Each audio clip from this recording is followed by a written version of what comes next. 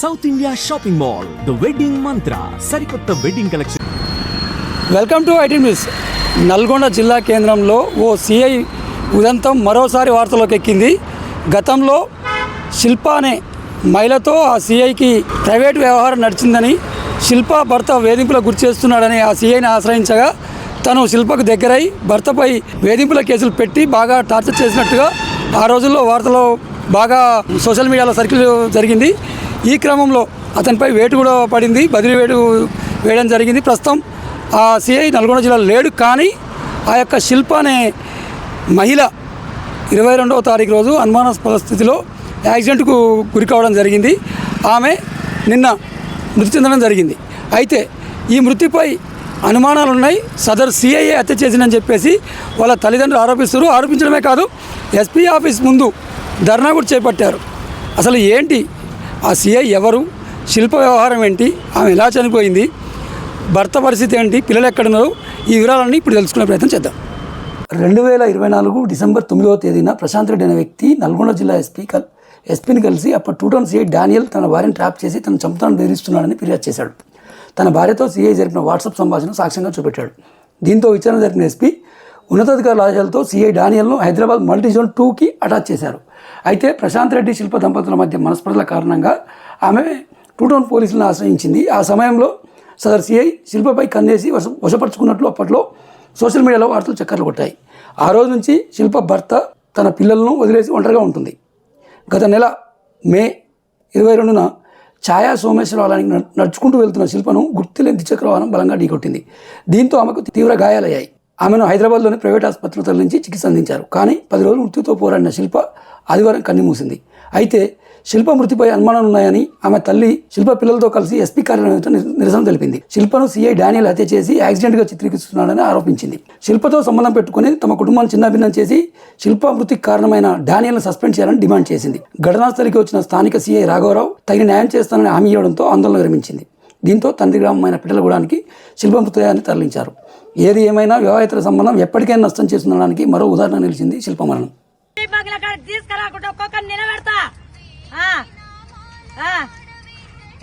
SP బాగ్ల కాడికి తీసుకురావాలి శవాన్ని, ఎస్పీ బాగ్ల కాడికి తీసుకురావాలి శవాన్ని, ఎస్పీ బాగ్ల కాడికి తీసుకురావాలి. 2 టౌన్ ఎస్ఐ 2 కాడ వేయాలి, 9th కాడ నుంచి తీసుకురావాలి. స్టార్ట్ చేయాలి. నా పానం పోయినా కానీ ఆ డానియల్ గారు రావాలి అని ఇంటికాడ వేసుకోవాలి శవాన్ని. ఆ డానియల్ సిఐ రావాలి, డానియల్ సిఐ రావాలి, డానియల్ సిఐ రావాలి. కంపెనీలో చెప్తాను సార్. డానియల్ సిఐ నా భర్త, నా సంతి వైష్ణవ్, ఇలా 4 మధ్య యాక్సిడెంట్ రూపంలో చంపేశారు నా బిడ్డను. అంతే అవసరం ఉంటుంది కాబట్టి సంబంధం ఆయన దగ్గరనే ఉంటుంది. పిల్లల్ని నిడిచిపెట్టి, భర్తను నిడిచిపెట్టి, తల్లిని నిడిచిపెట్టి ఆయనతోనే ఉంటుంది. సత్తయ్య కరక, సుశీల కరక, వైష్ణవ్ కరక వాళ్ళే చంపారు. ఆ నుంచి గాంధీ నుంచి యశోద నుంచి గాంధీ తీసుకుపోయారు. గాంధీలో ఏం చేసి ఆడ కూడా బతుందని చెప్పారు. అయితే నేను ఎస్పీకి ఇచ్చిన, అయ్యా నాకు వీళ్ళ మీద అనుమానం ఉంది, నా బిడ్డ చంపినట్టు నన్ను కూడా చంపుతారయ్యా, ఇట్లా సంగతి ఎట్లా, నాకు న్యాయం కావాలయ్యా, నాకు మనవరాలు ఉండు, పైసలు నా దగ్గరనే ఉన్నాయా, నా బిడ్డ సాగు బతుకులాలు ఉన్నాయా, నాకు ఈ న్యాయం చేయా, నువ్వైతే న్యాయం చేస్తావు, తోట ఉండిపోతే వాళ్ళు పట్టుకోలేయా అని చెప్పిన. చెప్తే ఒకసారి ఎఫ్ఐఆర్ అయినాక తీసుకోరంట వాళ్ళ కేసు. ఎఫ్ఐఆర్ ఏం చేశారంట చెప్పినాయా, ఇవంతా వాకింగ్ చేస్తున్నట్ట పానగలకు 7 గంటలకు, 7 గంటలకు వాకింగ్ చేసుకుంటే అక్కడి నుంచి అంటే 2 వీలర్ బండి వచ్చిందట. ఎక్కడి నుంచి వచ్చింది ఇక అన్న ఎఫ్ఐఆర్ బండి వచ్చి ఏం చేసిందంట, గుద్దిందంట. గుద్దితే ఎడగుద్దాలి బండి నాకు వచ్చాం. ఇప్పుడు నేను నడుచుకుంటూ పోతున్నాయా, బండి గుర్తుంది. ఫస్ట్ కింద పడతావా లేకపోతే తలకాయ బండి పెడతాదా? నా మాట నేనేమంటున్నా అంటే అది యాక్సిడెంట్ కాదు, అది బండి ఎట్లా 2 వీలర్ ఎట్లా తలకాయ దెబ్బ తగులుతుంది, ఇడొకటాన్ని ఎట్లా తగులుతుంది? ఒక లారో ఒక ఆటోనో అయితే ఎంత బండి కింద పడ్డది అది గిన్నె వెళ్ళిపోయింది అనుకుంటాం.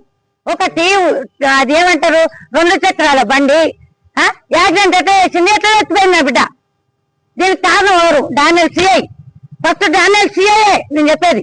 డానియల్ సిఐ, నా భర్త సత్తయ్య, నా సంత సుశీల, దాని ఫ్రెండ్ వైష్ణవి, వీళ్ళు 4 దొరికితే నిజం అనేది కావాలి నాకు. రేపు నన్ను కూడా చంపడానికి టార్గెట్ అది.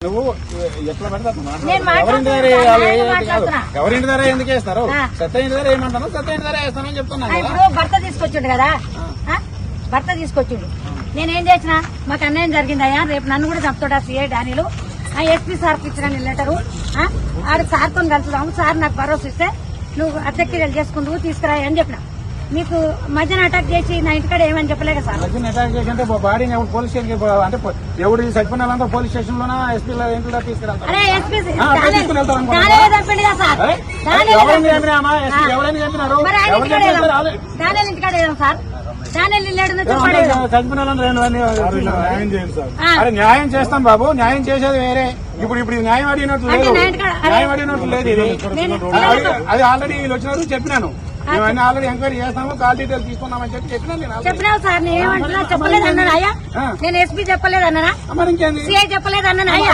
మరి ఇంకేంది నేను అనలే కదా సారు సస్పెండ్ చేస్తాను మాట ఇచ్చింది ఎస్పీ సార్ ఇదివరకు సస్పెండ్ చేసాను మళ్ళీ ఎక్కిండు అది సస్పెండ్ చేయలేదు అప్పుడు స్టార్ట్ చేశారు జస్ట్ ఇప్పుడు సార్ డిఎస్పీ సారే చెప్పిండు సస్పెండ్ పొద్దున్నే సస్పెండ్ లెటర్ రాకపోతే అడుగు రెడీ అన్నారు మరి సార్ చెప్పాలి ఇప్పుడు సార్ చెప్తుండే మరి పిల్లలు కూడా తీసుకోపోయి నా ఇంటికాడ ఎందుకు సత్య ఇంటికాడ ఎందుకు అదే నా పిల్లలకు న్యాయం చేయమని వచ్చారా సార్ నీ దండం పెడతా నీ కాలు మొక్కుతాయా పిల్లలకు అన్యాయం చేయొద్దయ్యా నేను ఎవరికి అన్యాయం చేయొద్దు నానే ఎట్లుండాలి మేము ఎట్లుండాలి మాకెందుకు అన్యాయం కావాలి మేము ఎందుకు ఇది కావాలి